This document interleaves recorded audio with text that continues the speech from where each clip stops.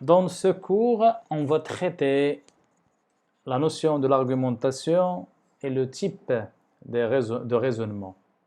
Il n'y a pas un seul type de raisonnement, mais il y a plusieurs types de raisonnement. C'est surtout dans le contexte philosophique que vous allez mieux développer cela avec vos enseignants de philosophie. Donc quand on parle d'argumentation, on a des moyens pour défendre nos idées. Dans le cours précédent, on a vu les types, les genres de l'argumentation. Or, dans ce cours-là, nous allons un tout petit peu zoomer sur les types de raisonnement. Comment organiser une argumentation? Parce qu'une argumentation doit être bien organisée pour qu'elle soit mieux convaincante et persuadante. S'il n'y a pas un schéma interne et une organisation implicite de notre travail, le produit que nous allons écrire sera un produit faible parce qu'il n'obéit pas à un schéma argumentatif. Quand on parle de l'organisation d'une argumentation, un texte argumentatif s'organise autour, j'essaie de zoomer plus, un texte argumentatif s'organise autour d'une thèse étayée par des arguments. Parce que c'est quoi une thèse? Une thèse, c'est une prise de position. Cette prise de position pourrait être juste ou fausse, mais l'essentiel, c'est une prise de position. On ne vous juge pas sur la véracité de votre prise de position, c'est-à-dire, est-ce que vous avez pris la bonne position ou la mauvaise position? Non. On vous évalue selon votre stratégie argumentative, les arguments que vous avez utilisés, les types d'arguments et le schéma interne de l'argumentation. C'est ce qu'on essaie d'évaluer dans vos copies. Donc, si vous dites « je suis pour la peine capitale » et vous utilisez une très bonne argumentation, ben alors vous aurez un 20.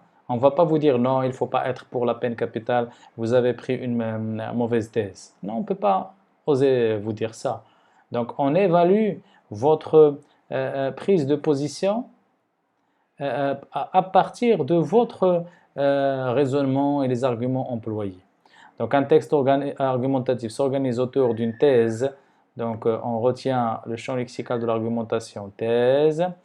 La thèse correspond à une prise de position, une opinion ou un point de vue. C'est la même chose, c'est l'équivalent de la thèse.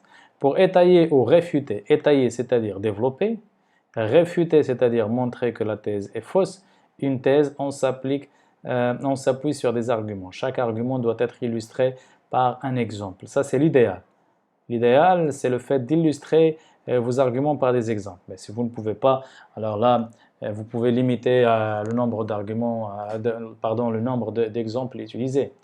La cohérence, et ça c'est important, la cohérence, le wuduh, la cohérence d'un texte argumentatif. Pour vous, c'est simple. Donc, qu'est-ce qu'on ajoute pour que notre texte soit plus cohérent? Des connecteurs logiques. On écrit avec des phrases simples et on ajoute des connecteurs logiques. Comme ça, votre texte est cohérent. Wadah. La cohérence d'un texte argumentatif est assurée par les connecteurs logiques. Voilà, c'est dit. En fonction de la stratégie argumentative adoptée, on choisit le type de raisonnement et les arguments qui permettent de défendre la thèse en question. Quel type de raisonnement adopter pour argumenter? Quel type de raisonnement adopter pour argumenter? Nous avons le raisonnement inductif, et vous le connaissez. Quand on parle du raisonnement inductif, c'est-à-dire on part de l'observation vers l'idée. Et vous le connaissez en arabe, je ne sais pas comment vous l'appelez en arabe. Si quelqu'un peut nous écrire comment ça s'appelle en arabe, parce que vous le faites, je pense, en philosophie. L'essentiel, c'est que on part de l'observation vers la règle. إذا من الملاحظة القاعدة. Je ne sais pas استنباطي ولا استقرائي واحد فيهم. L'essentiel, c'est ça, ce qu'on appelle le raisonnement inductif, c'est-à-dire, comme exemple, l'homme détruit les forêts pour étendre les terres agricoles. L'érosion des sols, provoque de graves inondations. Donc, un plan de sauvetage de la forêt doit être mis en place.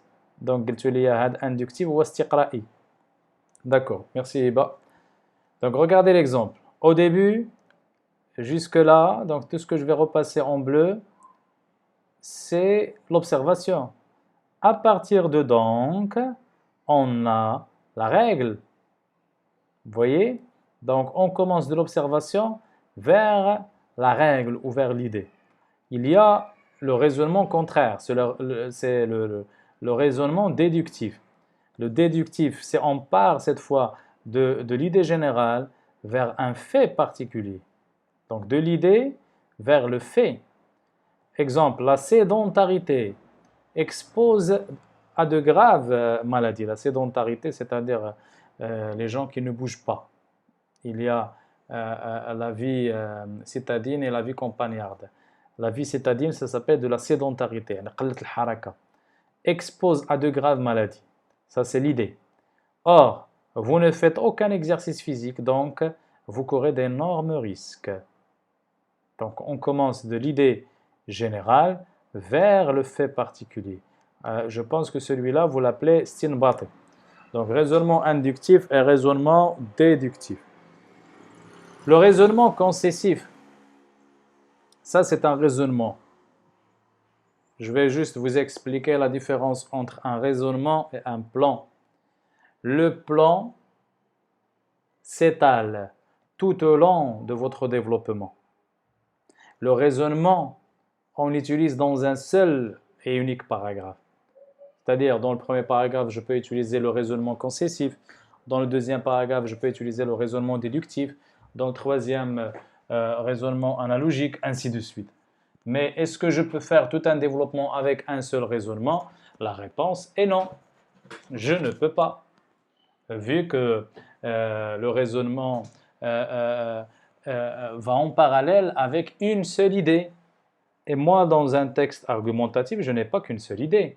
J'ai plusieurs idées que j'essaie de développer. Donc c'est ça la petite différence entre le raisonnement et le plan. Le raisonnement concessif, tout le monde l'utilise. C'est vrai que, mais, donc l'énonciateur adopte momentanément l'idée adverse pour la réfuter, pour montrer qu'elle est fausse. Exemple là, on va voir l'exemple. Sans doute, l'aide alimentaire est-elle utile pour les pays victimes de la sécheresse? La sécheresse, il est GFF. Mais, donc on a adopté l'idée comme quoi l'aide alimentaire est utile, mais, et maintenant on va dire le contraire, elle risque de les transformer en éternel assisté. Éternel assisté, c'est-à-dire quand on aide les gens, on les pousse à la paresse, on les pousse à rester chez eux et à ne pas travailler et qu'ils attendent l'aide étrangère, surtout quand on parle des systèmes politiques. C'est-à-dire on aide les gens, mais malheureusement on n'est pas en train de les aider, mais on est en train de les tuer doucement et progressivement. Donc là l'essentiel pour nous, quand on parle d'un raisonnement concessif, c'est qu'on dit il est certes que, par exemple, virgule, mais, et je dis une autre idée adverse. Le raisonnement analogique, ce sont deux idées. Je commence par deux idées et je termine par une seule vers la fin. Il s'agit de rapprocher deux réalités, deux univers différents pour faire admettre une conception originale. Donc on cherche l'originalité dans le raisonnement analogique. Je ne sais pas comment ça s'appelle en arabe, mais sûrement les gens qui font de la philosophie, vous connaissez sûrement cela parce que j'en suis sûr et certain que vos professeurs ont fait ce raisonnement avec vous. Et d'ailleurs, vous le faites même en mathématiques si je ne me trompe pas. Exemple du raisonnement analogique. Le Sénat et le peuple comme un seul corps périssent par la discorde et prospèrent grâce à la paix. Le Sénat, c'est-à-dire الناس السياسيين اللي كيديروا السياسة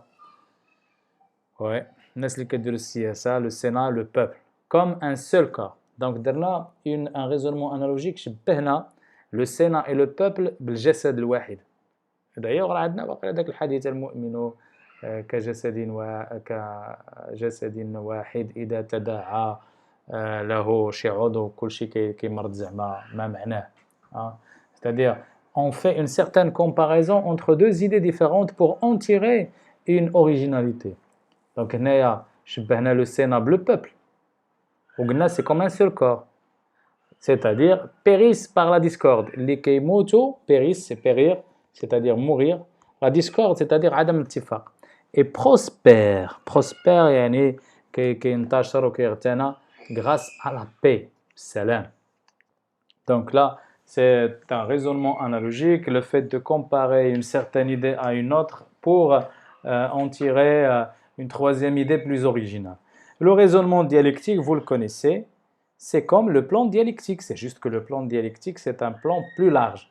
Le raisonnement dialectique, vous pouvez aussi l'utiliser dans un seul petit paragraphe. Et d'ailleurs, le raisonnement dialectique, on l'utilise même à l'oral. Ce raisonnement part de deux propositions contraires. X a dit et Y a dit, mais moi je trouve que. C'est ça le raisonnement dialectique. C'est la même chose qu'on fait quand on parle des plans et le plan dialectique. Les gens qui sont pour, les gens qui sont contre, à mon avis. Donc, qu'est-ce qu'on a fait dans le passage du raisonnement dialectique vers le plan dialectique? On a un tout petit peu gonflé le raisonnement et on l'a étalé tout au long de notre production écrite. Regardez, la peine de mort détruit la personne du criminel, mais elle l'exalte jusqu'en faire un héros. Donc, supprimer la peine de mort permet d'humaniser le criminel sans l'idéaliser. Regardez, la peine de mort détruit la personne du criminel. Ça, c'est la thèse. Mais, c'est-à-dire l'antithèse, elle l'exalte. L'exalte, jusqu'à en faire un héros. Donc, il y a la synthèse. Supprimer la peine de mort permet d'humaniser le criminel sans l'idéaliser. Ça, c'est un raisonnement un tout petit peu philosophique.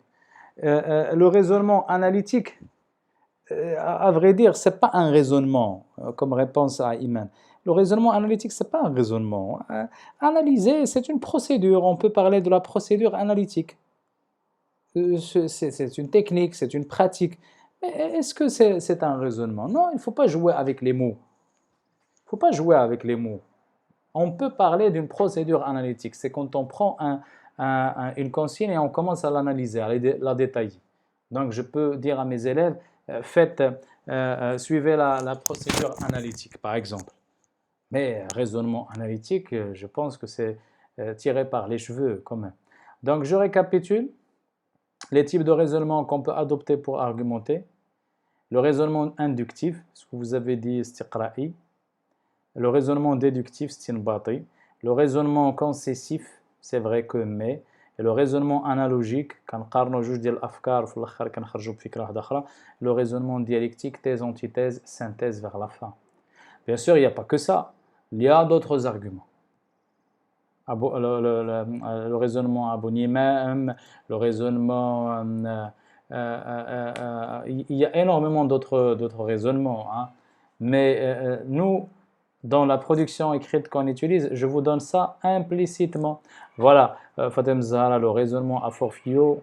Donc on peut parler aussi de ce raisonnement-là. Mais nous, on ne va pas rentrer dans les détails. Pour les gens qui vont faire les classes préparatoires, ils vont rentrer dans le détail de ces raisonnements-là parce que vous allez les utiliser dans votre dissertation. En première année bac, on s'arrête là et on ne rentre pas dans le détail de la chose. Donc, je m'arrête là. Et si vous avez des questions, n'hésitez pas à